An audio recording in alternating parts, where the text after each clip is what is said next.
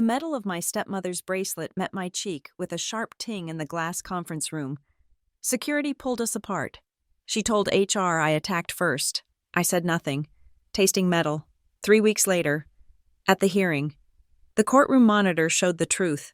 Her hand connecting, me recoiling, not fighting back. My grandfather, Eldon, watched from the front row. He didn't blink. Then, he offered the slightest smile. My name is Ava Merrick. I am 29 years old, and I am, or perhaps was, the operations team lead at Varon Labs. Varon is my family's company, founded in my grandfather's garage in Stonebridge. Now, it's a gleaming 30-story monument to biotech innovation. I work on the 24th floor, in a division that is all about logistics, efficiency, and facts. My job is to make sure the complex machinery of the company runs without friction. I deal in spreadsheets, server logs, and supply chains. I am good at my job because I believe in the company's motto, carved into the granite lobby wall, integrity over everything. My stepmother, Sloan, is the executive vice president of business development. She is the friction. She married my father 2 years after my mother passed. A whirlwind of calculated charm, expensive perfume, and razor-sharp ambition. She slid into the executive suite as if the chair had been waiting for her. My father, still hollowed by grief, saw her as a resurrection. He called her dynamic and a force of nature. I saw her for what she was, an opportunist who viewed Varon Labs not as a legacy, but as a resource to be plundered. On Friday, at 4:52 p.m., the friction became a fracture. The setting was the Catalyst conference room, a small glass-walled box intended for quick stand-up meetings. The air conditioning was humming too loud, a low, anxious thrum. Sloan had requested the meeting. She had been requesting it all week. On my monitor was the procurement file I had been refusing to sign. It was a contract for a new logistics vendor, Keystone Regional Solutions. The numbers were inflated by at least 40%. There was no RFP, no competitive bidding. The address listed for Keystone was a P.O. box in a neighboring state, linked to 3 other shell companies I'd flagged in the past quarter. This was Sloan's preferred vendor. Ava, we're past debating this, Sloan said. Her voice was calm, but it was the calm of a pressurized cabin. She stood between me and the glass door, her reflection superimposed over the bustling open-plan office behind her. It's a simple signature. You're holding up the Q4 projections. I can't sign this, Sloan, I said, keeping my own voice level. I tapped the screen. There's no service-level agreement. The insurance bond is non-existent, and the costing is fraudulent. I've already sourced 3 other vendors who can do the same job for half the price. Those vendors aren't our partners, she said, the emphasis delicate. They're not your partners. You mean... The smile she gave me was thin and bright. It didn't reach her eyes, which were cold and assessing. You're still just a team lead. Ava, you're playing in a sandbox you don't understand. Your father put me in charge of optimization. This, she waved a perfectly manicured hand at the file, is optimization. This is theft, I said. The words hung in the sterile, refrigerated air. Her smile vanished. The shift was absolute. You are an ungrateful, sentimental child.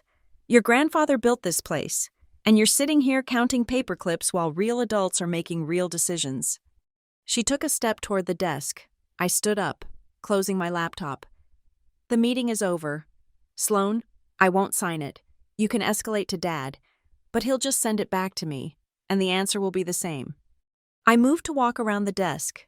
She moved to block me. It was a simple, aggressive shift of weight. You will sign it, she whispered, or you will be out of this department by Monday. You think your name protects you? It doesn't. Get out of my way. I tried to step past her, toward the door. She shoved me, hard, against the shoulder. It wasn't a casual push. It was a deliberate, controlling act of physical assertion. I stumbled back, catching my balance against the edge of the conference table. Don't, I said, my voice low. Don't what? She hissed. stepping closer. She was in my space now, the expensive, cloying scent of her perfume filling my nose. Don't expose you? You're nothing. You're just a little girl clinging to her grandfather's legacy. She raised her hand. I flinched, expecting a slap, but she didn't slap me. She jabbed her finger at my face, and the heavy, angular gold bracelet on her wrist, a garish, modern piece my father had given her, caught my cheekbone. The sound was shockingly clear, a sharp, metallic ting. It was the sound of a spoon striking a crystal glass. It vibrated through the bone. For a second, we both just stood there, frozen by the noise. Then, the sting, a hot, sharp line of pain. I put my fingers to my face and they came away wet. Blood, not a lot, but enough, bright red against my skin. The hum of the air conditioning seemed to rush back in. "There's a camera," I said. My voice was hoarse. I pointed to the small, dark dome in the corner of the ceiling, its tiny green light glowing. Sloane didn't even look. She laughed. It was a short, ugly puff of air. "That's a blind spot. Always has been. Maintenance request, 409B. I know this building better than you do. Little girl." She smoothed her silk blouse, her composure instantly, terrifyingly restored. "And now, HR is going to hear exactly how you became hysterical, threatened me, and lunged. You're unstable." She turned, opened the glass door, and stepped out. I heard her voice, instantly pitched to a tone of manufactured distress. "Security? I need security on 24. My stepdaughter just assaulted me." I just stood there, my hand against my face, watching her performance. 2 building security guards, men I recognized, were there in under a minute. They weren't Varon employees.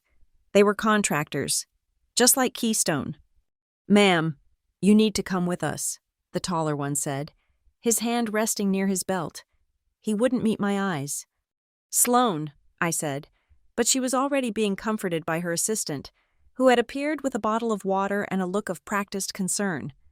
"Just go with them, Ava," Sloane called out, loud enough for the entire floor to hear. "We can discuss your behavior when you've calmed down." I was escorted past my team's desks. I saw their faces, confused, scared, looking down at their keyboards. I was walked to the service elevator, the one used for freight and trash. We rode down in silence, the 2 guards flanking me. The only sound was the jangle of their keys. They didn't take me to HR. They took me to the security office in the sub-basement, a neutral ground holding pen. An hour later, a junior HR representative arrived. She was young, barely out of college, and visibly nervous. She carried a small first aid kit and an iPad. She offered me a bandage for the cut, which was now a throbbing, swollen line under my eye.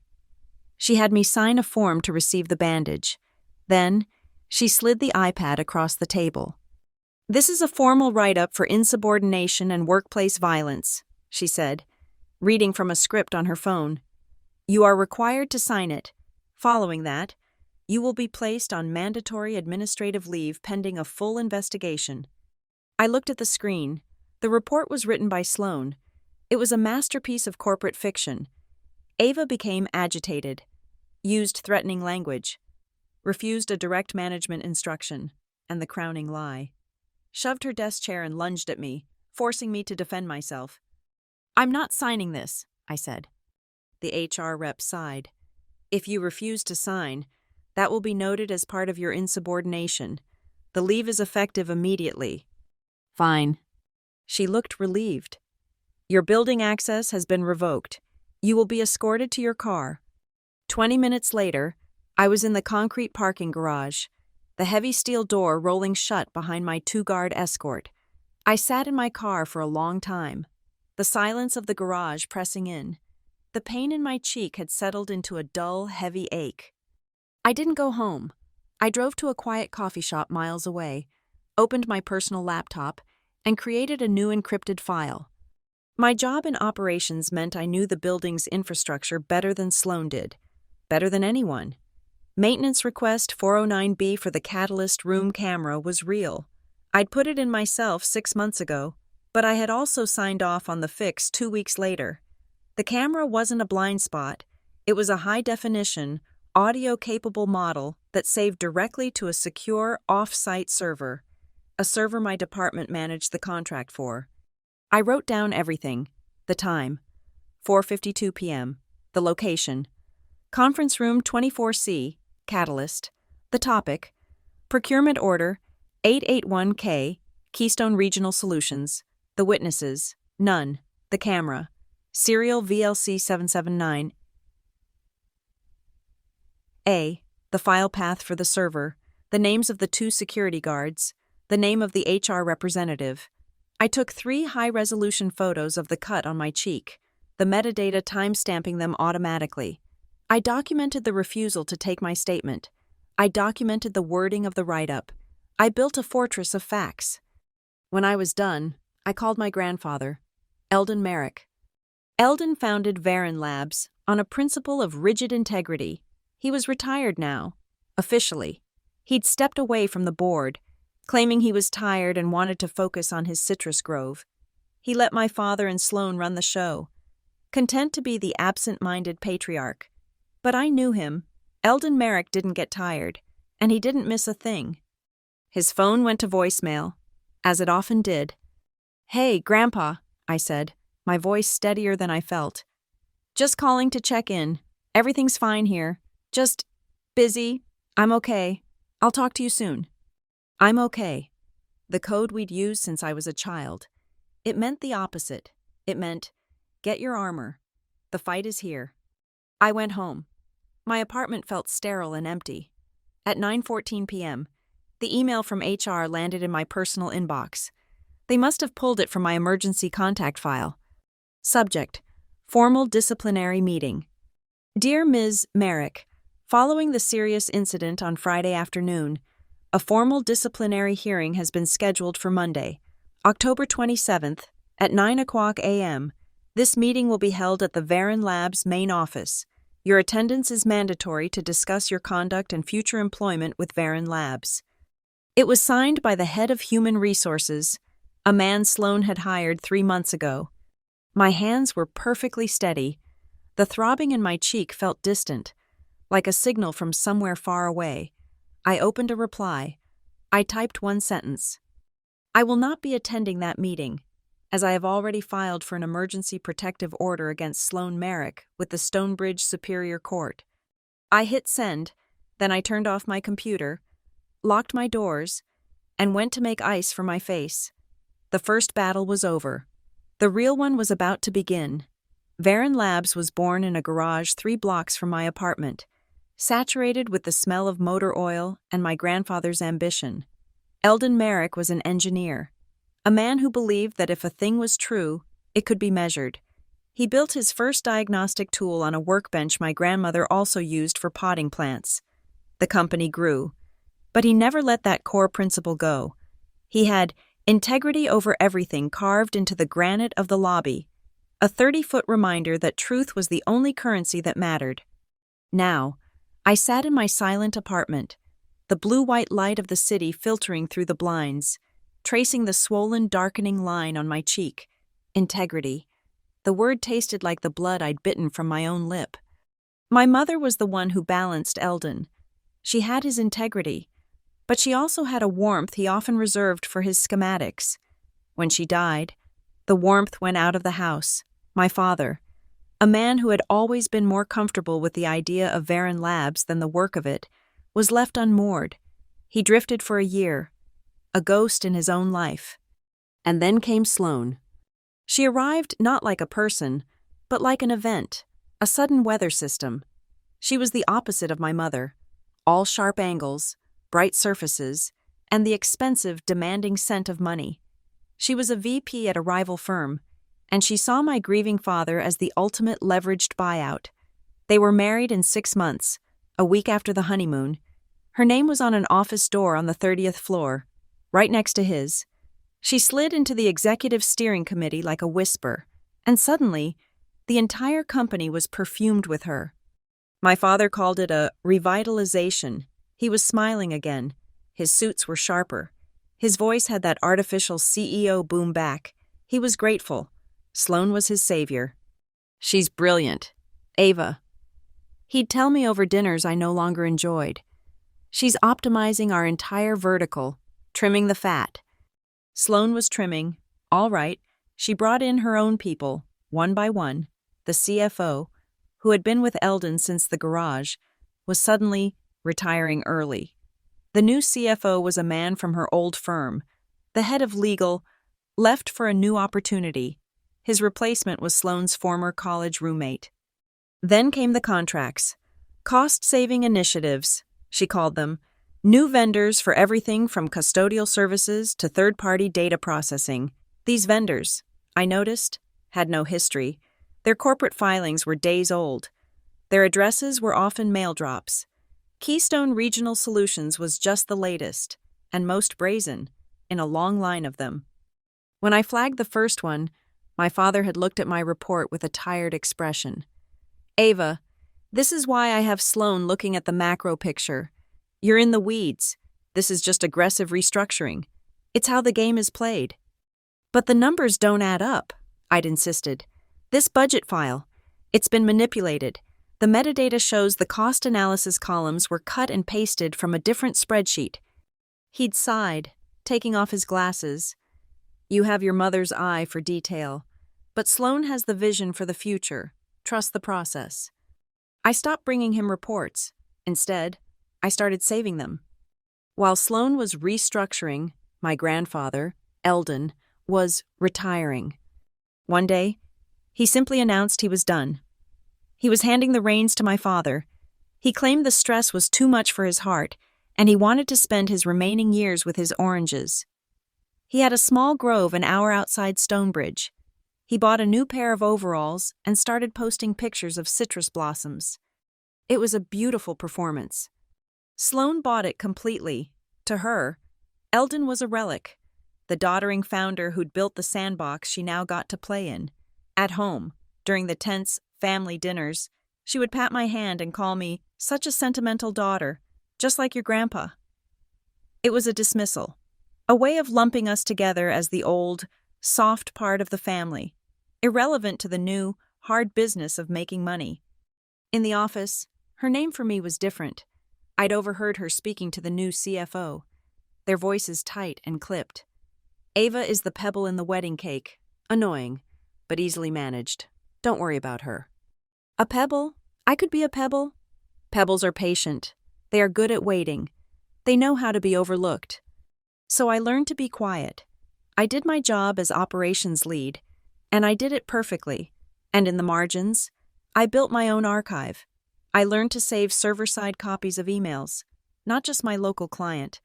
I tracked the meeting calendars, cross-referencing Sloane's private vendor meetings with her assistant's expense reports. I knew the security guards' patrol routes and which cameras streamed to the cloud. Not just the local loop. My job was logistics. I just applied it to the truth. Last spring, Stonebridge Business Quarterly did a cover story.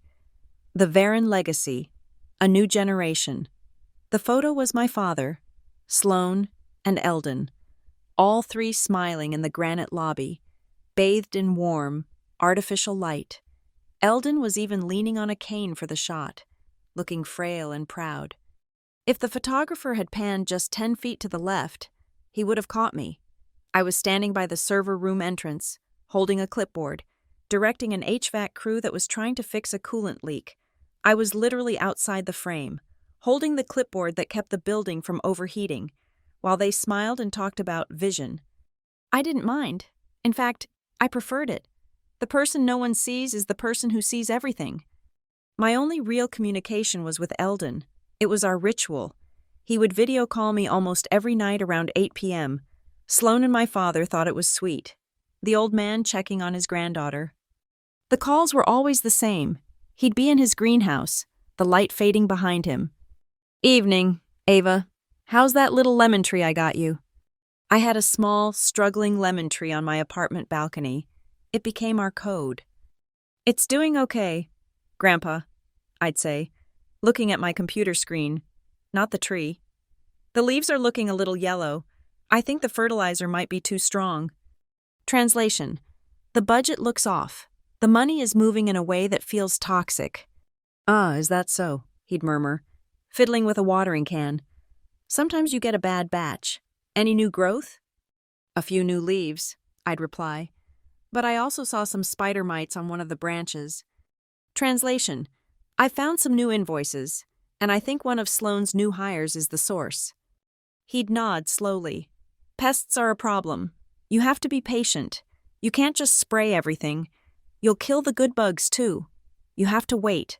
Let them show themselves. Then you just pick them off, one by one. This had been our game for a year. I'd feed him data points, vendor names, invoice numbers, odd server log entries. He'd feed me patience and strategy. He never told me what he was doing with the information. He just listened. I'd also learned about his volunteering. He wasn't just growing oranges. He'd been spending 3 days a week at the Stonebridge Superior Courthouse. He'd told the family he was joining a senior reading program for at-risk youth, but I'd pulled the volunteer logs. He wasn't in the library. He was a tech volunteer in the Digital Evidence Processing Department. He was the old, harmless man helping the clerks log and verify data from body cams, security footage, and server checksums. He wasn't just growing oranges. He was learning the exact systems of the court. The week before the incident in the glass room, I had told him about Keystone. Grandpa, the lemon tree has a new branch that looks wrong. It's growing too fast, and it's hollow. He'd been quiet for a long time, watching me through the screen. Hollow branches break. Ava, he'd said. Sometimes, you have to let them get just heavy enough to snap on their own. Don't prune it, let it grow, let it think it's winning. Then, on Friday night, after the glass room, after security, after the email, I made the call. Voicemail. Hey, Grandpa, just calling to check in. Everything's fine here. Just busy. I'm okay. I'm okay. A message hadn't come back, but I knew he'd gotten it. The hollow branch had just snapped. And now, the gardener was coming. The Stonebridge Superior Court building was a 1970s block of beige concrete, a place designed to process human misery with bureaucratic indifference. It smelled of floor wax and stale coffee. I had spent the weekend preparing. My lawyer, a calm, older woman named Maria Fuentes, whom Eldon had recommended years ago for estate planning, had filed the emergency petition on Saturday morning. Sloane, naturally, had responded with overwhelming force. When I arrived on Monday morning at 8:30 a.m., the hallway outside courtroom 4B was already a circus. Sloane was there, dressed in a muted dark gray suit, her face a mask of victimhood. She had a faint purple-blue mark on her own cheek, a masterpiece of makeup that suggested a defensive injury. She was flanked by my father and 2 lawyers from the most expensive corporate law firm in the city. My father wouldn't look at me. His face was a knot of confusion and betrayal, aimed entirely in my direction. "There she is," Sloane murmured to her lawyer, loud enough for me to hear. She took a small, fearful step back, placing her hand on my father's arm as if for protection. My father glared at me. "Ava, for God's sake," he started. "Mr. Merrick," Maria cut him off, her voice placid. "This is not the place. Please address your concerns through counsel." We filed into the courtroom. It was small, modern, and paneled in light, cheap-looking wood. I sat with Maria at the petitioner's table. Sloane, my father, and her legal team sat opposite. In the front row of the gallery, sitting alone, was Eldon Merrick. He was dressed in a simple tweed jacket, leaning on the cane he'd adopted for public appearances. He looked like any other retiree, perhaps a grandfather there to support a grandchild in a minor legal scrape. He caught my eye and gave no reaction at all. Turning his attention to the judge's empty bench, "All rise," the bailiff called, and Judge Alani K. Bitar entered. She was a no-nonsense woman in her 50s, with a reputation for running her courtroom with brutal efficiency. She looked at the dueling petitions on her monitor. "Merrick versus Merrick," she said, her voice dry. "A request for a protective order and a counter-request for the same. This is a family dispute bleeding into a workplace, or a workplace dispute bleeding into a family. I don't care which. I'm not a therapist. I'm here to rule on a threat of violence. Ms. Merrick. She looked at me. Your petition was filed first. Your counsel may begin. Maria stood. Your Honor, my client, Ava Merrick, is seeking a temporary protective order against the respondent, Sloan Merrick, following a workplace assault on Friday, October 24th. The respondent is Ms. Merrick's stepmother and her superior at Varon Labs. During a meeting, the respondent blocked Ms. Merrick from leaving, shoved her, and then struck her in the face with a heavy metal bracelet, causing a laceration and significant bruising to the cheekbone. Maria placed a set of 8x10 photos on the dais, the high-resolution shots I had taken. The cut was clear, the swelling obvious. Judge Bitar glanced at them, then at Sloane's lawyer. Mr. Hayes, your response? Hayes, a man with silver hair and a suit that cost more than my car, rose smoothly. Your Honor, my client vehemently denies this creative version of events. In fact, the truth is the precise opposite. Ms. Ava Merrick, the petitioner, has a history of insubordination and emotional volatility at Varon Labs. I felt my spine stiffen. I focused on a point on the wood paneling behind the judge. On Friday, Hayes continued, his voice resonating with false sympathy, my client, Ms. Sloan Merrick, was forced to address a serious performance issue with the petitioner. Ms. Ava Merrick became irate, hysterical. She threw her chair, lunged at my client, screaming obscenities. My client was forced to raise her hands to defend herself. The petitioner, in her rage, struck my client's hand, causing her own injury. He gestured to Sloan, who dutifully touched her artfully bruised cheek. My client is the victim here. We have filed a counter-petition for harassment and workplace violence. We also have a witness. A witness? The judge asked, leaning forward. Her interest piqued. Yes, Your Honor, Mr. Thomas Riley, one of the security officers who responded to the incident. He is here under subpoena. Hayes called Mr. Riley. He was the taller of the two guards who had escorted me out. He looked profoundly uncomfortable. He was sworn in. Mr. Riley, Hayes began, can you describe what you saw when you arrived on the 24th floor? Riley cleared his throat. I received a distress call from Ms. Sloan Merrick's assistant. We proceeded to the 24th floor conference area. I observed Ms. Sloan Merrick outside the glass catalyst room. She was distressed. She said Ms. Ava Merrick had attacked her. And did you observe Ms. Ava Merrick? Yes, sir. She was inside the room. She appeared agitated. Did you file a report? Yes, sir. We escorted Ms. Ava Merrick from the premises due to her insubordination. Thank you. Mr. Riley, no further questions. Hayes sat down, looking smug. Judge Bitar looked at Maria. Cross-examination? Maria stood. Mr. Riley, when you arrived, you said Ms. Sloan Merrick was outside the room, and my client was inside? Yes, ma'am. So you did not, in fact, witness any assault? Riley shifted. No, ma'am. I arrived after. You simply wrote down what Ms. Sloan Merrick told you to write down. Objection!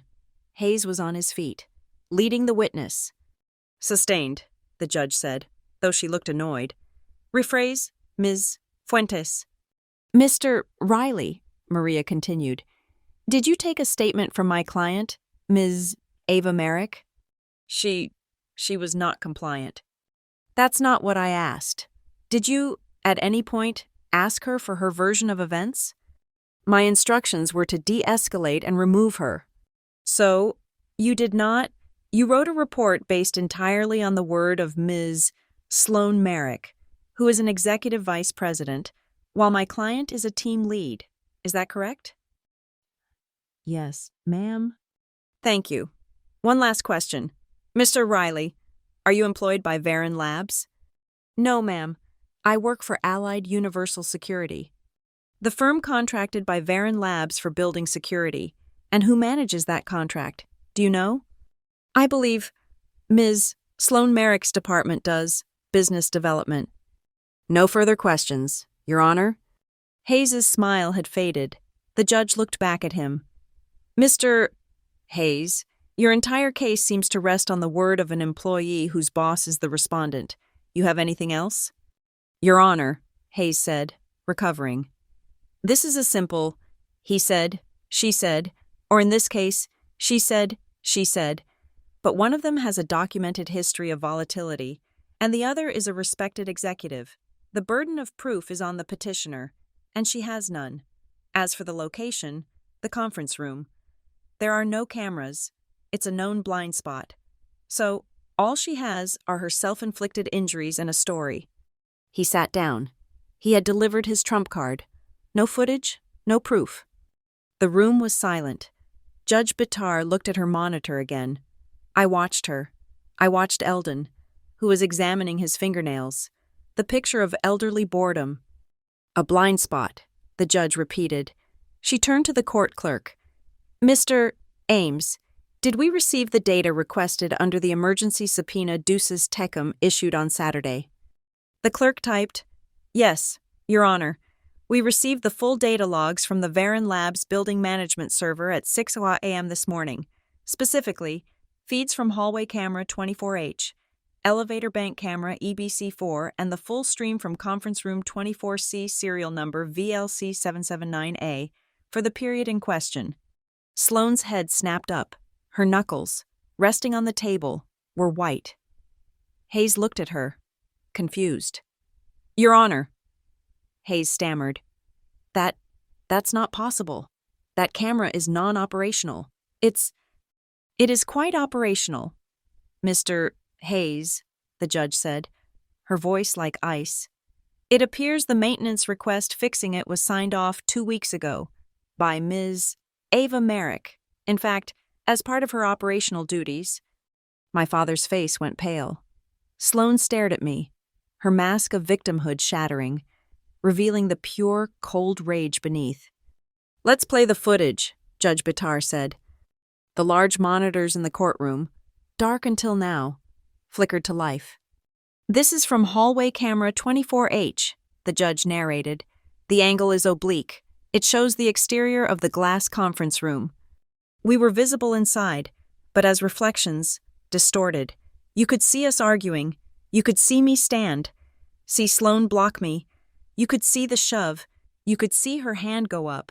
But the ting, the moment of impact, was obscured by the angle of the glass. As you can see, inconclusive, Hayes said, a note of desperate relief in his voice. I'm not finished. Mr. Hayes, the judge said. This is the feed from the elevator bank camera, EBC4, 50 feet down the hall. The screen changed. It was a wide shot. In the background, you could see the 2 security guards, Mr. Riley and his partner, at their station. You could see them, bored. Then, at the exact timestamp, 4:52:14 p.m., you see Mr. Riley's head turn suddenly, in the direction of the conference room, as if he'd heard a sharp, sudden noise, the ting. And now, the judge said, the feed from inside the room, VLC779A. The screen filled with a high-definition, perfectly clear, color image. It was us. The audio was pristine. The hum of the air conditioner. Sloane's voice. You are an ungrateful, sentimental child. My voice. Get out of my way. The shove. Me stumbling back. Her voice. Don't expose you. You're nothing. And then, the motion. Her hand rising. The jab of her finger. The heavy gold bracelet connecting with my cheekbone. The camera was so clear you could see the skin pucker on impact. The ting was loud as a bell in the silent courtroom. It played my response. There's a camera, and Sloane's laugh. That's a blind spot. Always has been. Maintenance request 409B. HR is going to hear exactly how you became hysterical. And lunged. The footage continued, showing her walk out and call for security, her voice changing instantly to one of panic. The monitors went dark. My father had his head in his hands. Sloane was staring at the blank screen, her face ashen. "That's doctored," she whispered, her voice cracking. "It's spliced. Ava. She works in operations. She knows the servers. She fabricated that. It's deepfake. It's—" "Ms. Merrick?" Judge Bitar interrupted, her voice lethal. "Do you see this data on my screen?" She pointed to a string of text. "That is the SHA 256 checksum for the video file, verified by the building's own internal server log, which was subpoenaed separately. The file is tamper-proof. It is authentic. The only person who fabricated anything in this courtroom is you, and you have done so under oath." Sloan was silent. "Mr. Hayes," the judge said, "do you wish to withdraw your counterpetition before I file a formal complaint for perjury?" Hayes, pale and furious, stood. "Your Honor, in light of this new evidence, we withdraw our petition." Wise. Petition for a temporary protective order filed by Ms. Ava Merrick is granted. Ms. Sloan Merrick, you are to stay 100 feet away from Ms. Ava Merrick, her home, and her place of work at all times. You will have no contact, direct or indirect. Is that clear? Sloan just stared, vibrating with a rage so profound it was silent. "Is that clear?" the judge repeated. Sloan nodded, a short, jerky motion. "Furthermore," the judge added, "as per the bylaws of Varon Labs, which were attached to this filing, any court-adjudicated finding of workplace violence requires an automatic and immediate notification to the company's internal ethics committee." Sloan's eyes widened. She knew exactly what that meant. "This court's ruling, and the authenticated video file, are being sent to their registered email address as we speak. We are adjourned." The gavel cracked. It was over. Maria touched my arm. "You did well, Ava." I just nodded, my entire body shaking with the release of 2 years of suppressed tension. I stood up, my legs unsteady. My father was still sitting, staring at the table. Sloan and her lawyers were already sweeping out of a side door. As I walked into the aisle, I looked at the front row. Eldon was still there. He hadn't moved. He looked at me. The frail old man act completely gone. His eyes were as clear and sharp as chipped ice.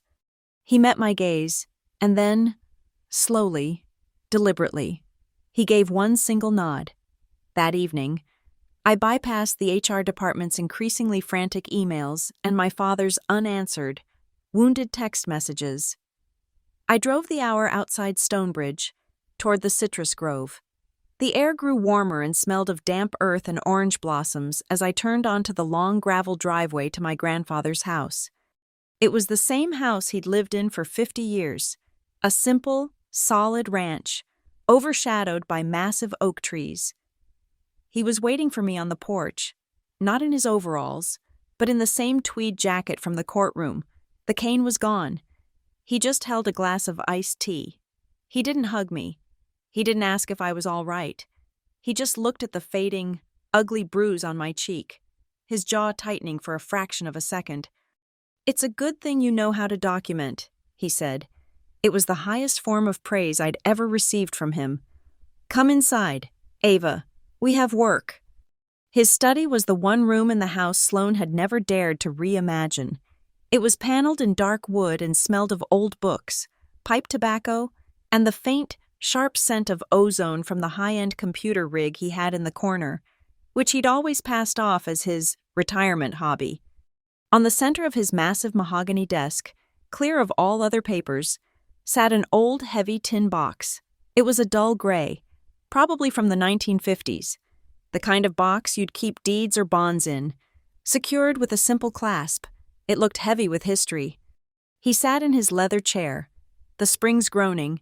He gestured to the box. "Go on." I opened it.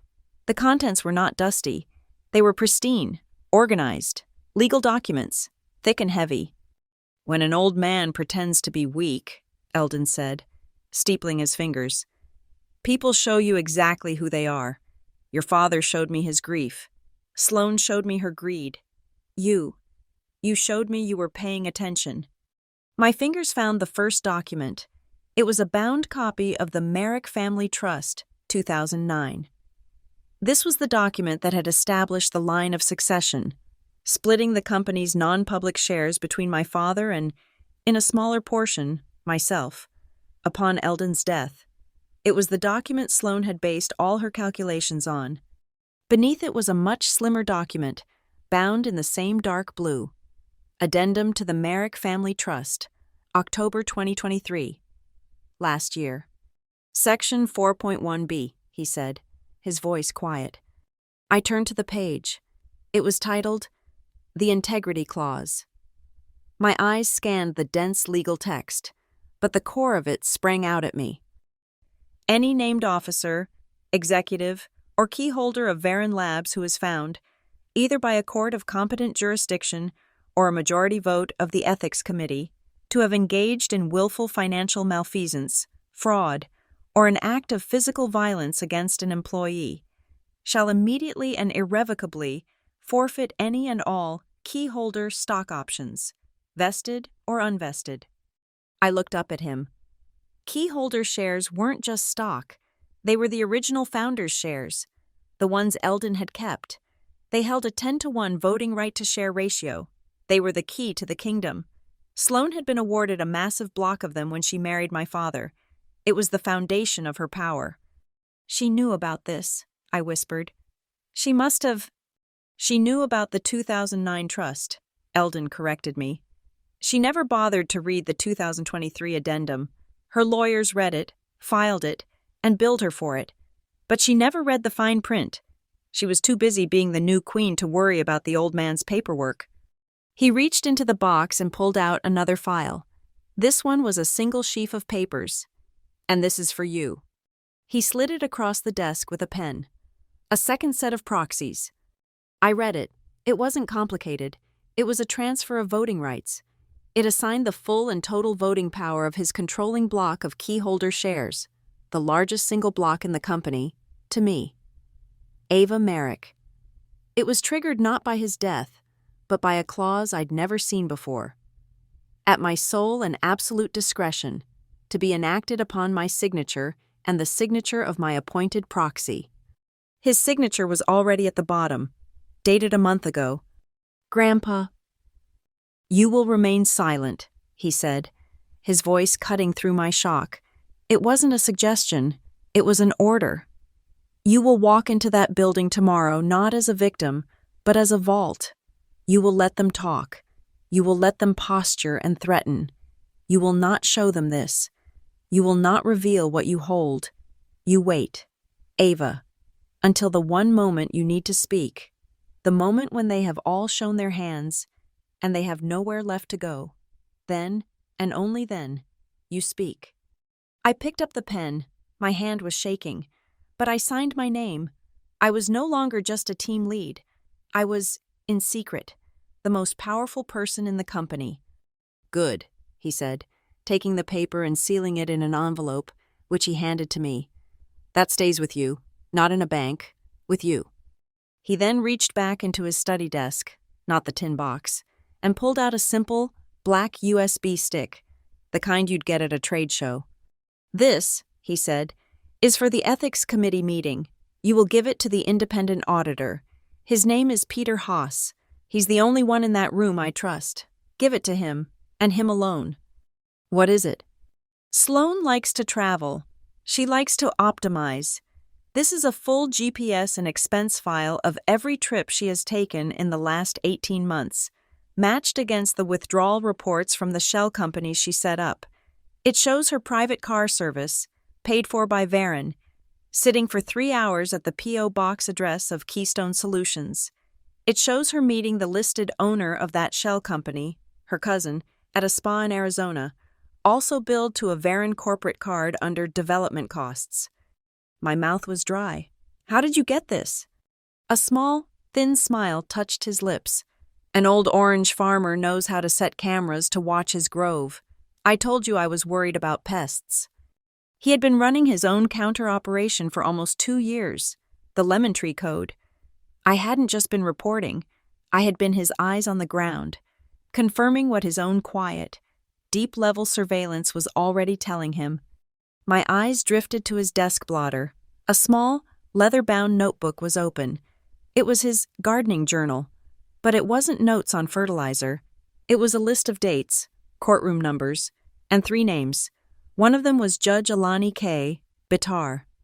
"You're volunteering," I said, the final piece clicking into place. "At the courthouse."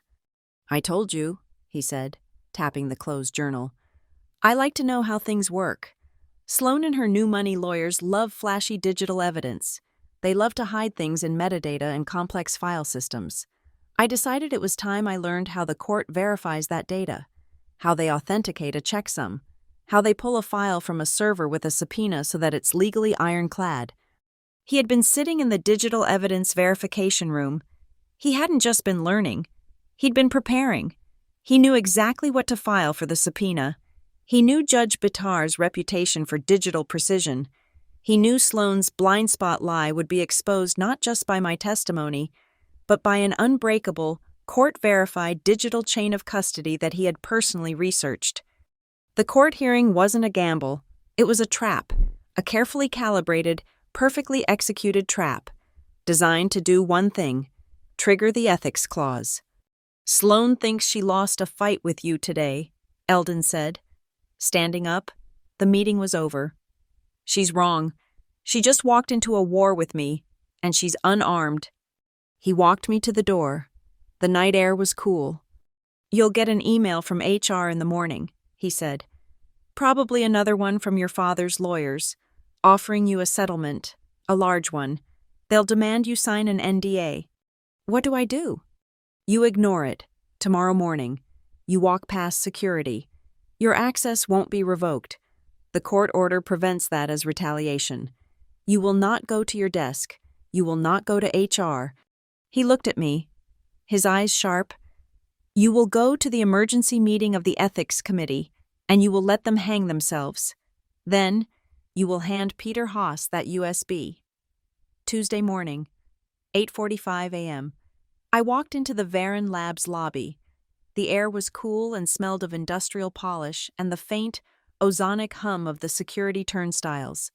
The 30-foot granite carving of "Integrity over everything" seemed to watch me. The 2 guards at the main desk, new faces, not the Allied Universal contractors, saw me, tensed, and then did nothing.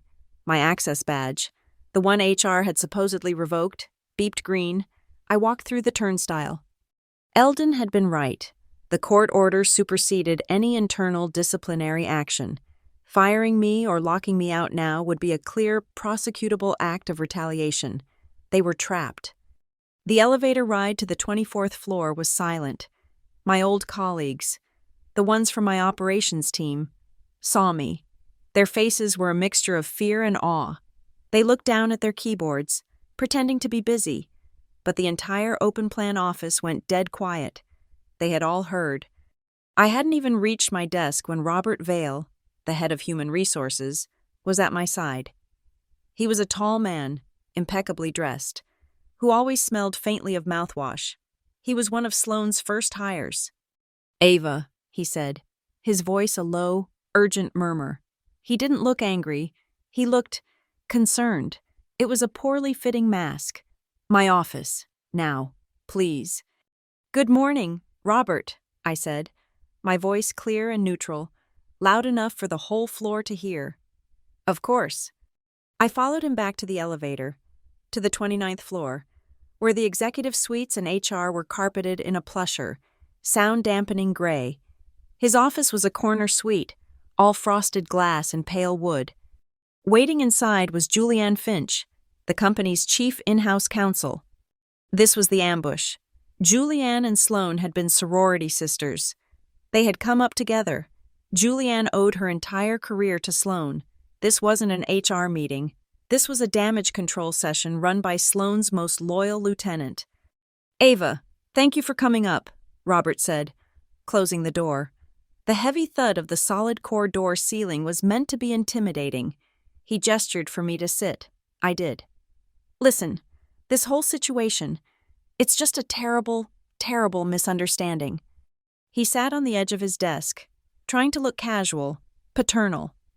"These family dynamics, they can be stressful. We understand that. We know you've been under pressure. Julianne sat in the other chair, her posture rigid. She was the smart one. She held a thick, professionally bound document in her lap. What we want, Robert continued, is what's best for the company and what's best for the family, the Varon name. I see, I said. And what does what's best look like to you, Robert? Julianne answered. Her voice was sharp, professional. What's best is a clean resolution. This incident was unfortunate, but it's an internal matter. It should not have been escalated to a public court. She slid the bound document across the polished surface of the table. This, she said, is a standard non-disclosure and separation agreement. It's very generous. We are prepared to offer you 6 months' salary, benefits included, as a transitional sabbatical. In return, you agree to drop the frivolous protective order, and we all agree to put this passionate disagreement behind us. The air was thick with legal threat. Robert Vale jumped back in, playing the good cop. Ava, you just take some time off, paid, go to Hawaii, clear your head. When you come back, this will all be forgotten. We can find a new role for you, maybe in a different department, less stress. And if I don't sign? I asked. The mask of concern on Robert's face vanished. Julianne leaned forward. If you don't sign, she said, her voice dropping to a cold, flat tone, then we will be forced to proceed with the original disciplinary action. Your employment will be suspended, without pay, pending termination for gross misconduct and workplace violence, as per the formal report filed by Executive Vice President Merrick. This generous offer is your only path forward. There it was, the lie, codified. They were still working from Sloane's script. They were trying to gaslight me, to bully me, to buy me, all in one breath. They were treating yesterday's court hearing as a nuisance they could swat away. I didn't look at their NDA. I reached into my bag, past the envelope with my grandfather's proxies, past the small black USB stick. I pulled out my own document. It was a simple, 3-page packet, folded, held by a paperclip. I slid it across the table. It was the court order, signed by Judge Bitar, stamped with the seal of the Stonebridge Superior Court. Robert Vale picked it up, annoyance on his face. He thought I was handing him a counteroffer from my lawyer. He read the first paragraph. He stopped. He read it again. What is this? He murmured. Julianne snatched it from his hand. She was the lawyer. She understood what it was instantly. I watched her face. It was like watching a fast-acting chemical reaction. Her professional composure dissolved, replaced by a pale, papery shock. Her eyes scanned the document, moving faster and faster. She saw the judge's name. She saw the findings of fact. She saw the words, adjudicated assault. She saw the 100-foot stay-away clause. And she saw the final line, the one Judge Bitar had added, the one about automatic notification of the Ethics Committee. This is a temporary order, Julianne stammered, trying to regain her footing. It's a civil matter. It's meaningless. It's a court finding, Julianne, I said. My voice was quiet, but it cut through the room. It's not, she said anymore. It's a legal fact, entered into public record, that Sloane Merrick assaulted me in a glass room in front of a working camera. You're holding a court document that says your executive vice president is a violent liar, and you're trying to make me sign an NDA to cover it up. Robert looked at Julianne, his face slack with panic. Julianne, what does this mean? It means, I said, that you, Robert, and you, Julianne, are in serious legal and professional jeopardy. Julianne's head snapped up. We are in no jeopardy. We are attempting to mitigate a corporate risk. You are the risk.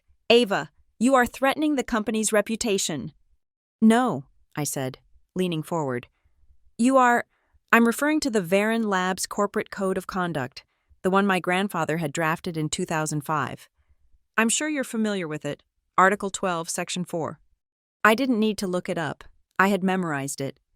Any verified instance of workplace violence or credible threat, I quoted, particularly one adjudicated by a legal authority, must be reported by the legal department to the Internal Ethics Committee within 24 hours of notification. The court's ruling was sent electronically to your office and to the committee's registrar. Yesterday at 11:34 a.m. It is now 9:21 a.m. on Tuesday. You have not reported it. In fact, you've done the opposite. You've summoned me, threatened me with termination, and offered me a cash settlement to bury it. You are actively covering up an adjudicated assault by a corporate officer. How do you think the Ethics Committee will feel about that? Robert Vale made a small gasping sound. He was out of his depth. He was an HR bully, not a strategist. Julianne, however, understood. She was staring at me, her mind racing. She was an accomplice. What? What do you want? She whispered. I want you to honor the company's code of conduct, but it's too late for that. Robert stood up, pacing. Okay, let's all calm down. Ava, what about a paid leave? 2 weeks? A month? Just go home. We'll look into this. We'll retract the NDA offer. Just let us handle this internally. We can make this right. Just give us time. It was the classic corporate maneuver. Delay, diffuse, and destroy. I'm rejecting your offer of a paid leave, I said. I also consider it, and your original threat of termination, to be an act of retaliation, and I'd like to remind you both of Article 14, the anti-retaliation policy. I let the words hang in the air. Eldon's masterpiece. Article 14, I continued, states that any attempt by management, HR or legal, to offer compensation in exchange for silence, or any threat of disciplinary action following a good faith complaint of violence or fraud, is considered a Class A violation. This will result in an immediate review by the Ethics Committee and potential termination of all parties involved. Every word was a nail. I was pulling the threads from their suits.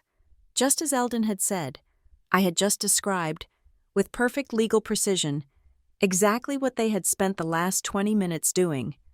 Julianne was as white as the frosted glass. She was trapped.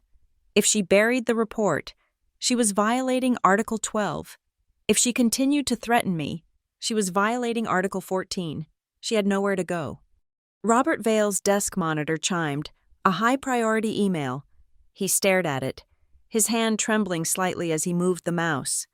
He read the subject line and his face, already pale, went ashen. Robert, what is it? Julianne demanded. He slowly swiveled the monitor. I could read the bolded text from across the room. It was a calendar invitation. Subject: mandatory attendance. Emergency meeting of the Varon Labs Ethics Committee. Time: 10:02 a.m. Today. Location: Northbridge Conference Room. They're already meeting, Robert whispered, horrified. The court, the notification, it went straight to them. They've been planning this since yesterday. They didn't even tell us. The committee had bypassed HR and legal completely. They knew. I stood up. I picked up my court order from the table, folded it, and put it back in my bag. My presence here is no longer required, I said. I have a meeting to attend. And Julianne, you should probably be there too. You have a lot of explaining to do. I turned and walked to the door. I left them in the silent, gray room, the gravity of their own conspiracy settling around them. I stepped out onto the 29th floor landing, my heart beating a low, steady drum. And she was there. Sloane. She was standing by the elevator bank, a porcelain cup of coffee in her hand. She hadn't been summoned to the HR meeting. She had sent her lawyers to handle me. She was dressed in a sharp, blood-red dress, her hair perfect, the fake bruise from yesterday completely gone. She was waiting for Julianne to come out and report my surrender. She saw me, and her eyes narrowed. She had expected me to be frog-marched out by security, or to emerge, crying, holding a settlement check. She had not expected to see me walking out, composed and on my way to another meeting. She stepped in front of me, a casual, dominant gesture to block my path to the elevator. You're so naive. Ava, she sneered, her voice a low, contemptuous hiss. She didn't even care who heard. Did you really think your little courtroom tantrum would mean anything? I am this company. Julianne will clean up your mess, and by lunch, you'll be a forgotten, unemployed little girl who had a bad day. I stopped. I didn't try to walk around her. I stood a few feet away, just outside the 100-foot boundary. I looked at her, at the perfect, painted mask of her confidence. I had the proxy vote in my bag that could end her. I had the USB stick that could send her to prison. But I followed Eldon's rule.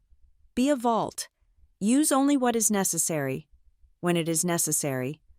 We're going to watch the tape again. Sloan, I said, my voice just as quiet as hers. Her face froze. The Ethics Committee, I said. They're waiting for us. 10 o'clock, Northbridge. They're all going to see it. The ting, your blind spot, your lie. I leaned in, just a fraction. And this time, I'm bringing the receipts for Keystone. Her smile didn't just fade. It cracked. It was a fractional halt, a tiny, imperceptible freeze in the muscles around her mouth that lasted no longer than the ting of her bracelet against my skin. It was the precise, high-frequency sound of a hairline fracture appearing in solid, tempered glass. She didn't move. She didn't speak. I walked around her, my footsteps silent on the plush carpet, and pressed the button for the elevator. The vault was locked. The next stage was set. The Northbridge conference room was on the 30th floor, a neutral space of frosted glass and brushed steel, hermetically sealed from the rest of the building. It was where the most sensitive decisions were made. It was designed to feel like a vault. When I entered at 10 a.m. on the dot, the room was already occupied. 3 people sat on one side of the long table. The independent directors of the Ethics Committee, Ms. Alvarez, a retired federal judge, Mr. Breyer, a cybersecurity CEO, Dr. Wells, a bioethics professor. They were not my family. They were not Varon employees. They were the 3 people on the board Sloan couldn't buy, fire, or intimidate. At the head of the table sat the man Eldon had told me to find, Peter Haas, the external auditor. He was a small, precise man in a rumpled suit, with eyes that looked like they'd been staring at spreadsheets for 30 years. Sloan was there, seated at the far end of the table. She looked composed, her hands folded. She was flanked by Julianne Finch, who looked ill, and Robert Vale, who was visibly sweating. They were here as witnesses to their own failed cover-up. My father, I noted, had not been invited. This was not a family matter. Ms. Alvarez, the former judge, ran the meeting. Her voice was a gavel. This emergency session of the Varon Labs Ethics Committee is convened. We have all received the court order from the Stonebridge Superior Court, as well as the authenticated video file, as per Article 12. We have also received a letter from founder Eldon Merrick. She held up a single sheet of paper. It reads, "To the committee. I hereby recuse myself from any and all proceedings related to the complaint against Sloan Merrick. Due to the obvious family conflict, I trust the committee to follow the code of conduct I established to the letter. It is so noted." She turned her gaze on Sloan. "Ms. Merrick, this committee's review is automatic. We are here to review the adjudicated assault and determine the appropriate corporate sanctions, as per the bylaws." Sloan inclined her head. "I appreciate the committee's diligence. This was an unfortunate, internal family matter that was escalated by a stressed employee. I am here to cooperate fully." The lie was so smooth. She was already spinning. She was going to frame this as a personal lapse, apologize, and accept a fine or a formal censure. "Thank you," Ms. Alvarez said, her face impassive. She then looked at me. "Ms. Ava Merrick, you are the complainant. The floor is yours. We have seen the primary video. Do you have anything to add?" "I do," I said. I stood and walked to the head of the table. Connecting my laptop to the main display, I didn't look at Sloan. I looked at the committee. I was not a victim. I was an operations lead. The assault was not an escalation of a family matter, I said, my voice steady. It was the direct result of my refusal to sign a fraudulent procurement order. A new file appeared on the large monitor. It was the Keystone Regional Solutions contract. This is PO 881K, I said. It's a $4.2 million contract for logistics services. I refused to sign it on Friday at 4:50 p.m. At 4:52 p.m., Sloan assaulted me. Sloan stiffened. Julianne started to whisper in her ear. The vendor, Keystone, is a shell company. I can prove it. I brought up my presentation. It was not emotional. It was a chain of data. First, I said, the camera.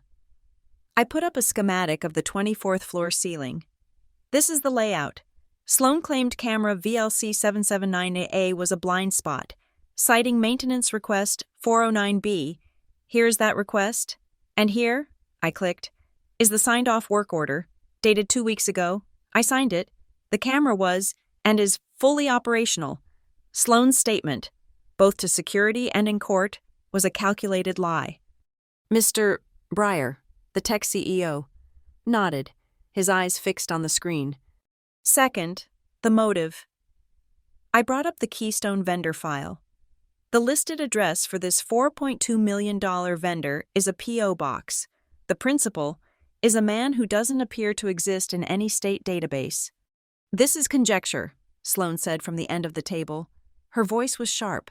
Ava is not in accounts. She's in ops. She doesn't have the full picture. This is slander. I have the full picture, I said. I turned, not to her, but to Peter Haas, the auditor. Mr. Haas, my grandfather suggested I give this to you directly. He said you've been looking for the rest of the hollow branches. I walked over and placed the small, black USB stick on the table in front of him. Haas looked at the drive, then at me, then at Sloan. A flicker of something crossed his face. Understanding. He inserted the drive into his own laptop. Ms. Alvarez, Haas said, his voice suddenly carrying the weight in the room. With the committee's permission, I believe Ms. Merrick's data may corroborate an investigation I have been conducting for the last 6 months. Proceed, Mr. Haas, Alvarez said. Haas's screen mirrored to the main display. Ms. Sloan Merrick, you've claimed your interest in Keystone is purely professional optimization, but my team has been tracking Varen's corporate car service. This, a map appeared on the screen, is the GPS log for your assigned driver. On September 30th, October 10th, and October 18th, your car service, billed to the company, sat for over an hour at this location. A new image appeared, a dingy single-story warehouse in an industrial park. The address on the brick was not a P.O. box. It was the physical address tied to the bank account for Keystone Regional Solutions. You've been personally visiting your shell company, I whispered. Sloan was pale. I visit many of our vendors. It's called due diligence. Then you won't mind this, Haas said. He brought up another file from the USB. This is your private expense report for a development conference in Arizona. 2 months ago, you met with a consultant. Here is the hotel folio, a spa treatment and dinner for 2. And here, he clicked, is the social media profile of your cousin, the same man listed as the owner of Keystone. That's him, sitting with you by the pool, the man who doesn't exist. The room was tomb silent. The link was complete. Assault, fraud, nepotism, embezzlement. It's a fabrication. Sloan slammed her hand on the table. She fabricated all of it. Ava, she's the operations lead. She has access to the servers. She has access to the vendor files, the car service logs. She's been framing me. It was her last move. Plausible deniability. It was my word against hers. I expected this, I said. I looked at Peter Haas. There's one more file on the drive, an encrypted messaging log, from the internal Varen server. Haas clicked. A string of text appeared. It was from Varen's secure chat, sent from Sloan's executive assistant to Robert Vale, the head of HR, on Friday afternoon, just before our 4:52 p.m. meeting. From S. Richards, Astro, to S. Merrick, to R. Vale, HR. Subject, Ava M. Handle the girl. She won't sign the Keystone file. If she won't take the transfer, let security do their job. We need that signature by EOD, no matter what. Robert Vale made a small, strangled noise. That's not, Julianne started, but Dr. Wells, the ethicist, cut her off. Who is S. Richards? Dr. Wells asked. My assistant, Sloane said, her voice shaking with rage. She clearly misunderstood. She overstepped. This is her. She was throwing her assistant under the bus. She sent that, not me. I never saw it. That's a very serious accusation, Ms. Merrick, said Mr. Breyer, the tech CEO. He looked at Haas. Peter, can we verify the origin point of that message? We can, Haas said. He clicked one last time. A new window appeared, a device authentication log. The message from Ms. Richards' account was not sent from her desktop. It was sent from a mobile device. Specifically, an iPhone 15 Pro, serial number and device ID ending in 88B. He looked directly at Sloane.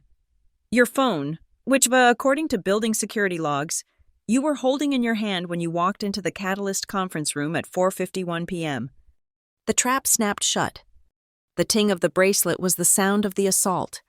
The click of Peter Haas's mouse was the sound of the conviction. Sloane stared at the screen.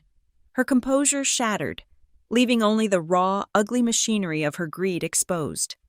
She's a witch, Sloane whispered, staring at me. She's been spying on me. She's been doing her job, Ms. Alvarez said, her voice like Arctic cold.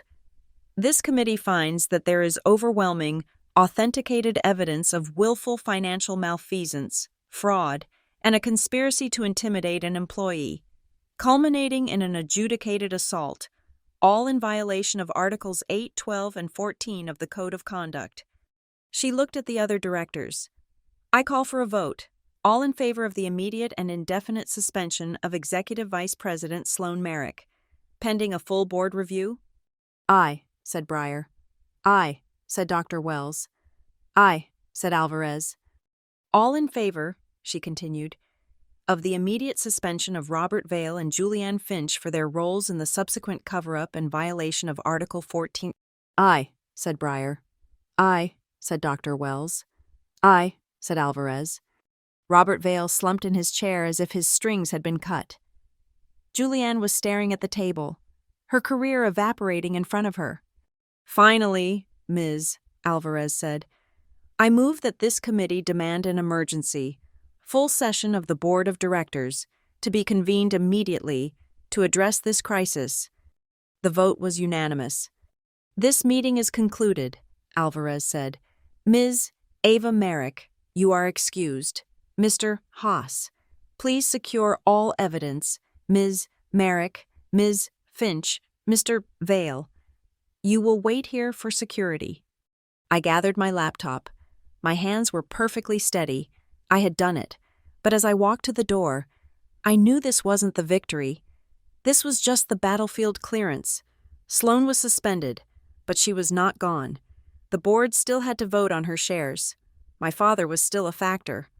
I stepped out into the hallway, the frosted glass door hissing shut behind me. The silence of the 30th floor felt different. It felt clean. I pulled out my phone. My heart was beating a low, steady rhythm. 1, 2, 3. I sent a text to my grandfather. It's done. Suspension. The board is being called. Time yet? I waited. A moment later, my phone buzzed. A reply from Eldon. It was 2 words. 11 o'clock. At 11:00 a.m., I was escorted to the 25th floor boardroom. This was not the 30th floor neutral zone. This was the heart of Varon Labs. The room was old money. A single, massive slab of dark, polished mahogany for a table, surrounded by high-backed leather chairs. The air was hushed, the carpet thick enough to swallow sound. The windows overlooked the entire Stonebridge skyline, but today the blinds were half drawn, casting the room in a somber, cinematic light. The full board of directors was present.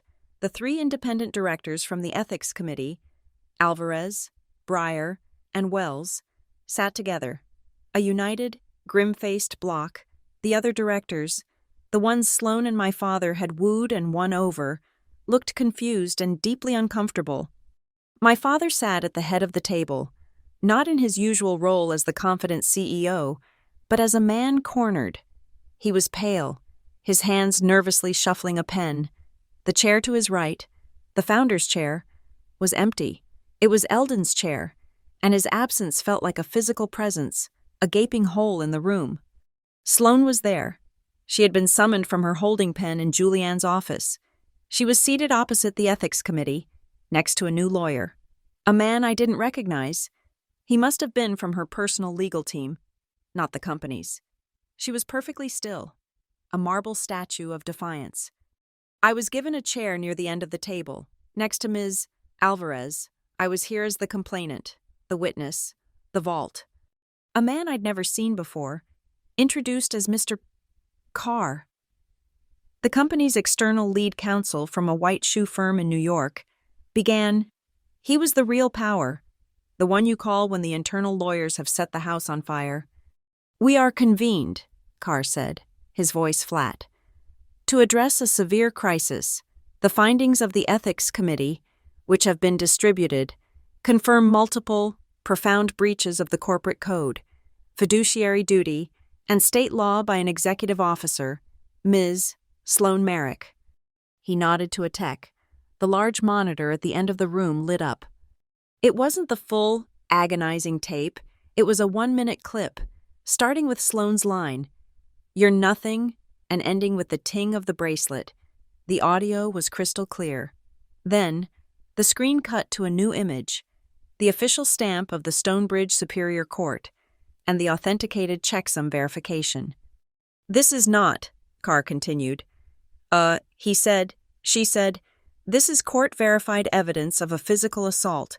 The committee's subsequent investigation, which Mr. Haas will not detail here, but has provided in full to my office, also confirms a multi-year conspiracy of financial malfeasance, fraud, and embezzlement." A murmur went around the table. The directors who had been allied with Sloane looked at her. Her face was granite.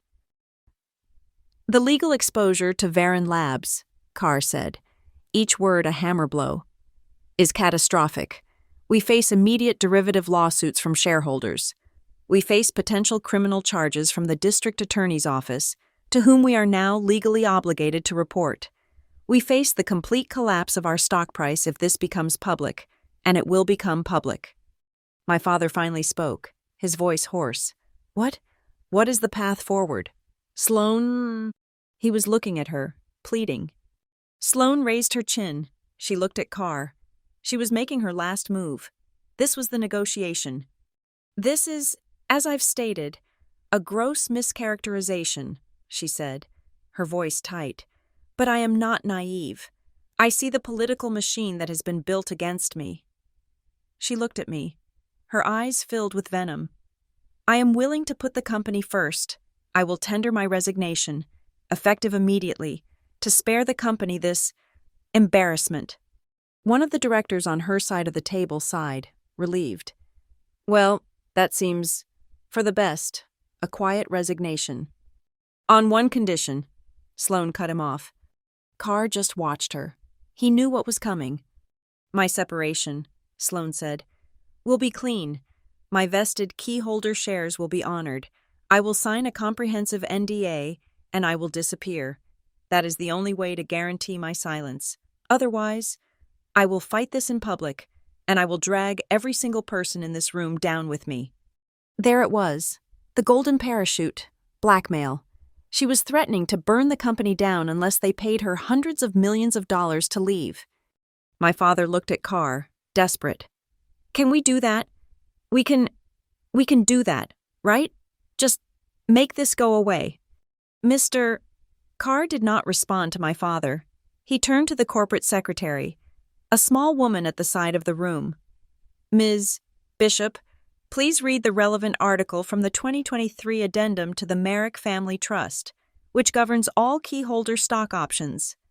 "The 2023 addendum?" my father said, confused. What? I thought the 2009 trust? The addendum, Ms. Bishop, Carr repeated. Sloane's face registered the first flicker of genuine panic. She, too, had only read the 2009 trust. Ms. Bishop put on her glasses and read in a clear, clerical monotone, Article 4.1b, the Integrity Clause.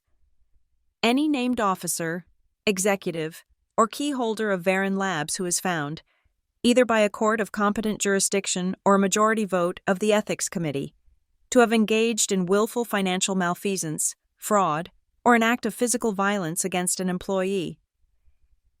Sloane's lawyer was on his feet. Objection. This is a private trust matter, not a board. Sit down, counselor, Carr snapped, his voice suddenly lethal. Your client's shares were granted from this trust. The trust governs them. Please continue, Ms. Bishop. Ms. Bishop continued, her voice never wavering. Shall immediately and irrevocably forfeit any and all keyholder stock options, vested or unvested, which shall revert to the trust's primary grantor.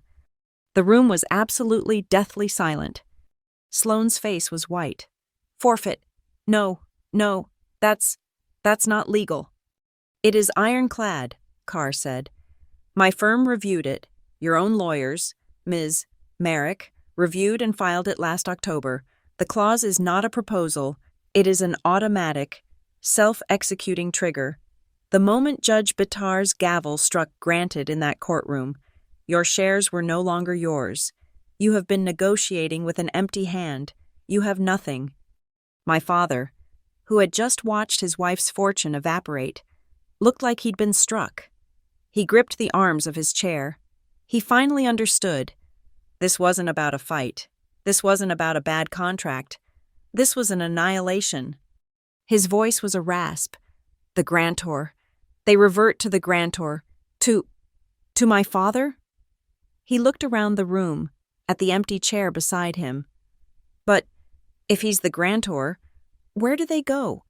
The main boardroom door opened. It was not a quiet opening. It swung open, wide, and he was there. My grandfather, Eldon Merrick, walked into the room.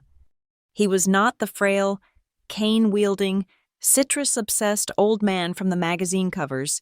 He was the man who had built this company from motor oil and ambition. He wore a perfectly tailored dark blue suit. His back was ramrod straight. His eyes, clear as a winter sky, swept the room and missed nothing. He carried no cane. He radiated an authority so absolute that every other person in the room, my father included, seemed to shrink.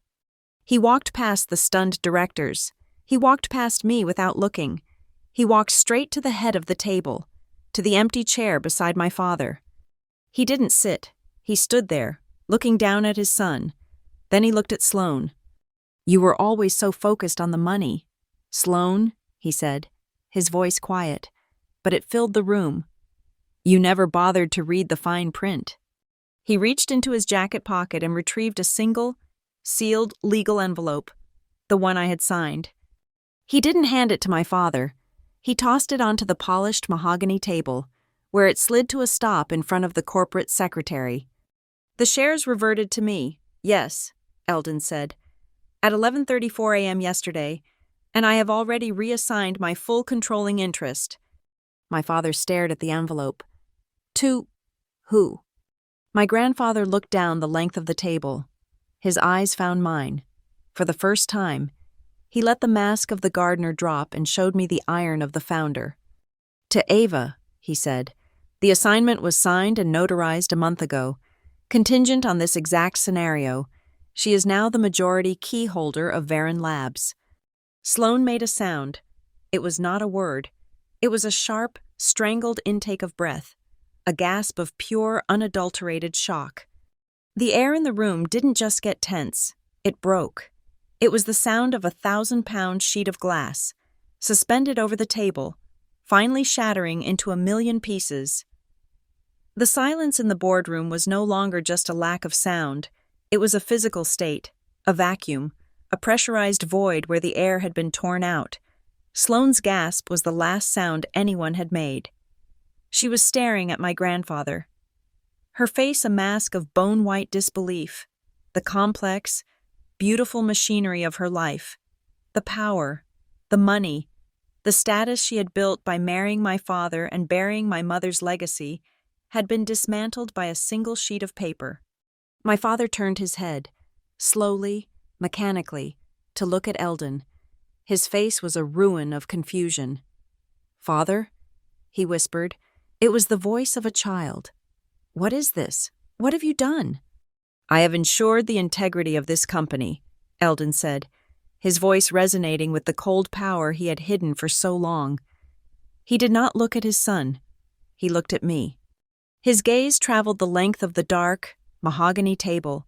It passed the shocked faces of the directors, the pale, crumbling visage of Sloane, the stunned emptiness of my father. His eyes locked on mine. "Ava," he said. The word was not a request. It was an activation.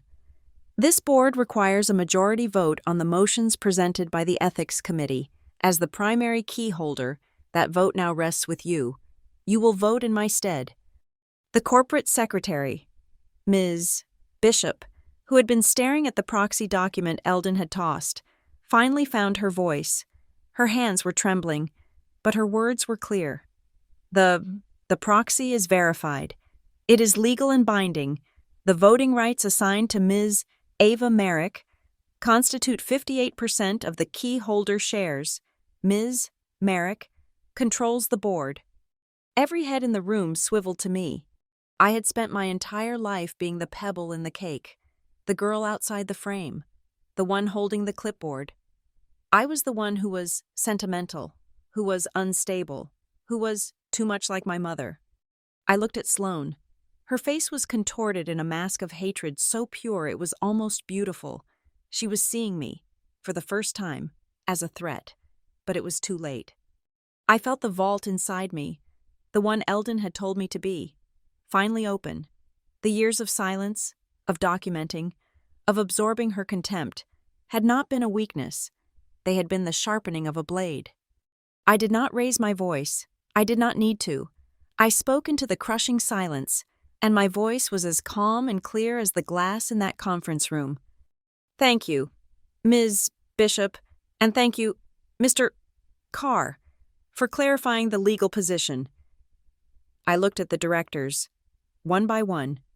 "As the acting majority shareholder, I am calling for a formal vote. I move to accept the Ethics Committee's findings in full, and furthermore, pursuant to Article 8 of the Corporate Bylaws, termination for cause, I move for the following actions." I paused. I let the procedural language hang in the air. This was not a family argument. This was a cleansing. "On one," I said, "I move for the immediate and summary dismissal of Sloane Merrick from all posts, directorships, and affiliations with Varon Labs, effective this second." "2," I continued, my voice level, "I move that the board authorize Mr. Haas and our external counsel to freeze any and all corporate accounts, vendor contracts, and outgoing payments associated with the Keystone Regional Solutions file and the other fraudulent entities identified in the auditor's report." I took a breath. This was the final turn of the key. "And 3, I move that this board, in compliance with federal law, turn over the complete, unredacted findings of the Ethics Committee, including the authenticated video and the full financial audit, to the Stonebridge District Attorney's Office for criminal investigation." "No!" The shout ripped through the room. It was my father. He was on his feet, his chair scraping violently against the floor. His face was blotched and red, his eyes wild with pain and betrayal. He was staring at me, not Sloane. "Ava, my God, what are you doing to this family?" The words hit me, but they didn't penetrate. He still didn't see. He saw a daughter betraying a father, a family imploding. He didn't see the crime, the assault, the years of theft. He saw only the social embarrassment. I turned in my chair to face him fully. I looked at the man who had let Sloane push me out of the frame, who had believed her lies, who had called me in the weeds when I tried to show him the truth. "I'm honoring the slogan in the lobby. Dad," I said. My voice was not unkind. It was just a fact. It was the truth that Eldon had carved into the granite 30 years ago. Integrity over everything. My father stared at me, his mouth open, no sound coming out. He had no answer for that. The principle he had used to build his own sense of self-worth had just been used to dismantle his life. This is, one of the directors, a man named Caldwell, who had always been Sloane's ally, cleared his throat. This is extreme. A criminal referral? Dismissal? Surely. A quiet resignation is... Sloane, you offered to resign. The offer of resignation was blackmail. Mr. Carr, the external counsel, cut in, his voice like dry ice. It is off the table. The only question now is how this board votes on Miss Merrick's motion. He nodded to the tech. Before we vote, there is one final piece of evidence from the Ethics Committee's file. It was not necessary to establish cause, but it is relevant to the board's understanding of intent. The monitor lit up again. The image was not the glass room. It was the grainy, low-angle footage from the security office in the sub-basement. The timestamp was 6:15 p.m. on Friday, an hour after the assault. The video showed Mr. Riley, the guard, sitting at a desk, typing his insubordination report, and it showed Sloane, standing over him. She was not distressed. She was not injured. She was holding a paper cup of coffee, and she was smiling. She watched him type the words that would have ended my career.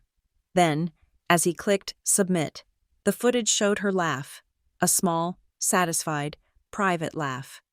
A collective sigh, a small hiss of indrawn breath, came from the Ethics Committee block, Alvarez, Breyer, and Wells. It was the sound of the last nail being driven. They had seen the crime. Now they had seen the contempt. And finally, Carr said, his voice a monotone, I must remind the board of Article 14, the anti-retaliation policy, which this company is now under strict legal obligation to enforce. It forbids any punitive action against any employee who brings a good faith report of fraud or violence. A list of all employees who have submitted reports or complaints regarding Keystone Solutions or Ms. Merrick's conduct in the last 6 months is now under formal board protection. A list appeared on the screen. There were 3 names, 2 from accounting, whom I didn't know, and the first name, at the top, Ava Merrick. Carr had just legally protected me from everyone in that room, forever. Ms. Alvarez, Carr said, as chair of the Ethics Committee, will you call the vote? Ms. Alvarez looked down the table. You have heard the motion, presented by Ms. Merrick. It is a single, comprehensive motion. We will vote. Mr. Breyer? Aye, he said, his voice clear. Dr. Wells? Aye. Mr. Caldwell? Caldwell, Sloane's ally, was sweating. He looked at Sloane, then at me, then at Eldon. He was a creature of power, and the power had just moved. Aye, he mumbled. Mr. Lee? Aye. Ms. Alvarez votes aye. That is 5. She turned, her gaze softening only slightly, to the man who was still standing. Mr. Merrick? As CEO? My father was shaking. He looked at Sloane, his wife, her face a mask of stone. He looked at me, his daughter. He looked at his father, who watched him without expression. You're all... This is my wife, he whispered. The vote, Mr. Merrick, Alvarez said, not unkindly. No, he said. His voice broke. No. The vote is 6-1, Ms. Alvarez announced into the silence. The motion carries. Ms. Merrick is dismissed. The accounts will be frozen. The referral will be made. It was done. Eldon, who had been standing this whole time, leaned over slightly. He put his hand on my father's shoulder, a gesture that looked like comfort but was, I knew, a gesture of control. Then he leaned down, just enough for me to hear him over the sound of the secretary's pen scratching on the legal pad, the small sound of a life being erased. You learned, my grandfather whispered, his voice rough with a pride he would never show the room. "You learned how to stay quiet longer than they did." Sloane stood up. She did not cry. She did not scream. The shock had passed, and what was left was a hatred so cold it was almost pure. She looked at me. It was a look I would never forget. A glare that held all the violence she had ever wanted to inflict, all the contempt she had ever felt. It was a look that promised a future, a different kind of war. It was a knife, and she was trying to stick it in me. But I was no longer the girl in the glass room. I was the vault. I met her gaze. I did not flinch. The boardroom door opened. 2 new security officers, these ones in Varon Labs uniforms, the ones I had personally approved the budget for, stepped inside. "Ms. Merrick," one of them said to her, "you will come with us. You are to collect your personal items from your office, and you will be escorted from the building. Your access is revoked." She turned from me. She picked up her expensive leather portfolio. She smoothed her skirt. She walked, head held high, between the 2 guards, out of the boardroom. She did not look at my father. She did not look at anyone. A queen being led from her own court. The heavy mahogany door swung shut behind her. The sound it made was a soft, expensive, oiled thud. There was no ting. There was only silence. The boardroom meeting was an autopsy. What followed was the sanitation. The moment was silent, the snap of the proxy vote still hanging in the air, but the consequences were already in motion. The machine had been engaged. Before the directors had even pushed back their chairs, Mr. Carr, the external counsel, was on his phone. He was not speaking. He was dictating. "That's correct. The full, unredacted findings of the Ethics Committee. Send the entire file, including the digital appendix from Mr. Haas and the court order, to the Stonebridge District Attorney's Office. No, not a summary. The entire packet. It will be on their desk before lunch. Full compliance." He hung up. The first domino had fallen. The matter was no longer private. It was criminal. Peter Haas, the auditor, was already at his own laptop in the corner. He hadn't waited for a motion. He had been given authorization. "The accounts are frozen. Mr. Carr," Haas said, his fingers flying. "All vendor payments linked to the Keystone Network and its subsidiaries are locked. Effective 11:07 a.m. He squinted at his screen. "And, interesting, the GPS trackers on the 3 freight trucks at the Shell Company warehouse, they all went dark. Simultaneously, someone at the warehouse got a call." He looked at his watch. 11:08. It took them less than 20 minutes from the board vote to start running. They know. The rod is already scattering. The other directors were filing out, their faces pale. They were men who hated chaos, and they had just witnessed a palace coup. They nodded at me, a new, fearful respect in their eyes. They avoided looking at my father. My father was still sitting at the head of the table, a wreck. He was no longer the CEO. He was just a man in a room, his life in cinders. Ms. Alvarez, the former judge, walked over to him.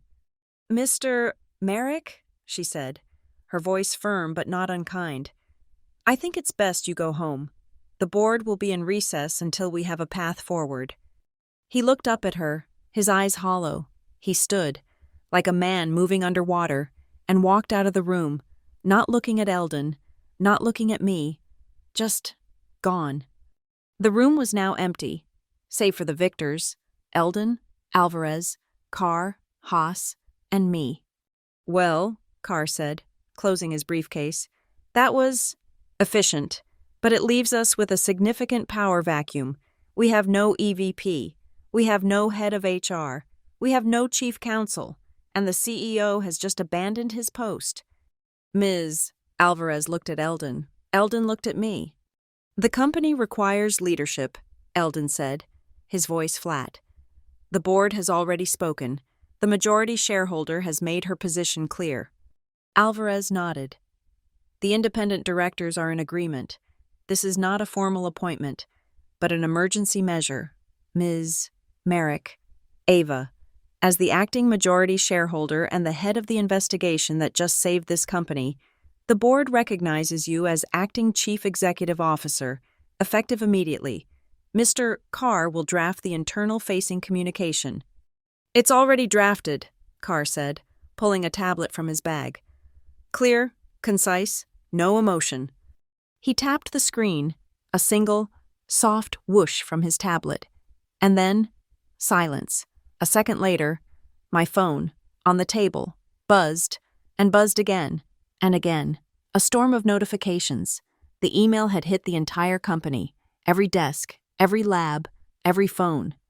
Subject: temporary change in executive leadership from the Varon Labs Board of Directors. Effective immediately, Sloan Merrick, Julianne Finch, and Robert Vale have been separated from the company. The board has appointed Ava Merrick as acting chief executive officer. All department heads will report to her directly. A full review of operations is underway. We will share more information shortly. Eldon stood. The first time he had looked tired all day. You have work to do. Ava, don't sit in this room. Go to your new office. I nodded. I picked up my phone, my bag. I walked out of the boardroom. The 25th floor was quiet. I got into the elevator. I didn't go down to my old desk on 24. I didn't go up to 30, to Sloan's office. I went to 29, the HR floor. The moment the doors opened, I could feel the panic. The plush gray carpet muffled the sound of whispering. People saw me, and their eyes went wide, and they vanished back into their cubicles. I walked down the hall, past Julianne's dark office. A building security guard was already there, standing by the door. He was taping up a cardboard box. I continued to the corner suite. Robert Vale's office. The door was open. He was there.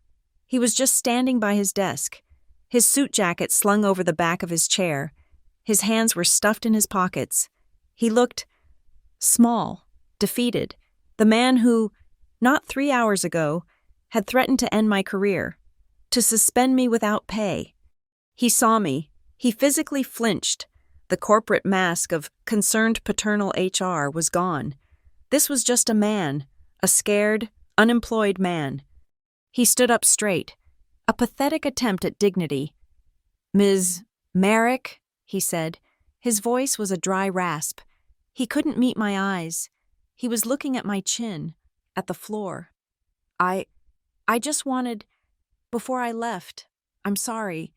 I was following orders. From Julianne. From Sloan. I never should have. That NDA. He was babbling. I just watched him. I felt nothing. No anger. No satisfaction. Just a kind of emptiness. He was a piece of the rot. I didn't say a word. I turned my head. In the waiting area of his plush office suite, a cheap, framed copy of the company's motto hung on the wall. It had been knocked askew, probably by him in his panic, or by security. It was crooked, hanging pathetically. Integrity over everything. I walked past him, into the waiting area. I didn't look back at him. I simply reached up. My hand was perfectly steady. I put my fingers on the cheap metal frame, and I adjusted it. I made it level. Then I walked out of his office, leaving him to finish packing his boxes. I had cleaned. I was walking toward the executive elevator bank when my personal phone buzzed in my hand. It wasn't a text from a colleague. It was an unknown number. A simple, short message. There's more. She was smarter than Haas thought. She didn't keep it all on the main server. Check the secondary physical server in the sub-basement, the one marked Legacy Archives. She was running a whole parallel system. My blood ran cold. Of course she was. The fraud I'd found was just the part she was willing to let people see. Who was this? The third name on the protected list? Sloan's assistant. Trading loyalty for immunity? It didn't matter. It was a lead. I didn't hesitate. I forwarded a screenshot of the message to the one person I trusted. Peter Haas. My text. Mr. Haas. More pests. Can you look into this? His reply came back in less than 60 seconds. Understood. Ms. Merrick, on my way to the sub-basement now. If she has a parallel ledger. My God, it's not just fraud. It's RICO. I stood there for a moment. the scale of it. It was deeper, darker than I had ever imagined. The elevator arrived. I stepped in, alone. The doors closed, sealing me in the silence. My phone buzzed again. This time, I knew the number. It was my father. A single, broken line of text. I didn't see. He was a coward. He was my father. But he was a coward. He hadn't not seen. He had refused to look. He had chosen the new, shiny wife over the old, inconvenient daughter. He had chosen the lie because it was more comfortable. I stood in the rising elevator car. I thought of the glass room. I thought of my mother. I thought of the years of being dismissed as sentimental. I typed my reply. I just learned how to look without blinking. Dad. I hit send. The doors slid open. The 30th floor. The executive floor. Sloane's office was at the end of the hall. My office. It was a vast expanse of glass, overlooking the city. Security was already there. 2 guards were placing her personal trinkets, crystal awards, framed photos of her and my father, into a box. The air still smelled faintly, sickly, of her expensive perfume. My phone buzzed. One last time. It was Eldon. It wasn't a text. It was a picture message. I opened it. The image was a close-up, taken in bright sunlight. It was a branch from one of his orange trees in the grove. It was bursting with a cluster of new, waxy, white blossoms, new growth. That was the foreground. In the background, resting on the dark, rich soil at the base of the tree, was a document. I zoomed in. It was the official, watermarked Varon Labs keyholder stock certificate. The proxy was gone. This was the deed, the original, and the name printed in the center, in bold, legal type, was Ava Merrick. He hadn't just given me the vote. He had given me the grove. I looked up from the phone, at the city spread out before me, and for the first time, I felt the weight of the crown. The vote was 6-1. The motion had carried. My father had slumped back into his chair, a broken man. The other directors were already gathering their papers, the tension so thick it was hard to breathe. The room was heavy with the silence of an execution. Sloane was on her feet, her face a mask of cold porcelain. As the security officers led her to the door, she disappeared behind the heavy mahogany. The door clicked shut, the sound final and dead. As her shadow vanished, a new team entered from a side door. Peter Haas, the auditor, followed by 3 people in sharp suits, carrying briefcases, the sanitation crew. They didn't look at us. They went straight for the server access port. My grandfather, who had remained standing, put his hand on my father's shoulder. Then he turned to the room. "Please," he said, his voice quiet but commanding. Everyone, even the directors packing their bags, stood up. Eldon walked over to me. He placed his large, warm hand on my shoulder, right over the spot where Sloane's shove had left a phantom ache. He looked at me, his eyes clear and steady, and then he spoke to the room, to the legacy. "Varon Labs is not a family portrait in a magazine," he said, his voice filling the void Sloane had left. "Varon Labs is the person who is willing to fix a mistake, no matter the cost." I looked up, in the dark, reflective glass of the boardroom window. I could see my own reflection. The bruise on my cheek was a pale, yellow-green shadow, almost gone. The sharp ting of the bracelet, the sound that had started this, was no longer a vibration in my bone. It was just a memory, a file. The corporate secretary, Ms. Bishop, was at the head of the table, gathering the last of the paper ballots. She looked at me, her expression one of professional deference. "Acting CEO Merrick," she asked, her voice the first return to normal business. "Do you have any statement for the board before we formally adjourn?" I stood there for a moment. I thought of the years of silence, the lies, the gaslighting, the single, sharp note of violence that had broken the spell. I thought of the one sentence I had been saving, the one sentence I had held in the vault. I gave her my one sentence. "Roll the footage, then roll the rot out. The technician at the end of the room heard the projector, which had been idling on the Varon logo, switched off with a click. The main lights of the boardroom snapped on, bright and unforgiving, chasing away all the cinematic shadows. It was over. The last of the paper ballots from the vote fell into the secretary's collection tray. The sound of the paper, landing one on top of the other, was as soft as rain. My grandfather put his hand on my back. Together, we turned, leaving the auditors to their work and my father to his grief.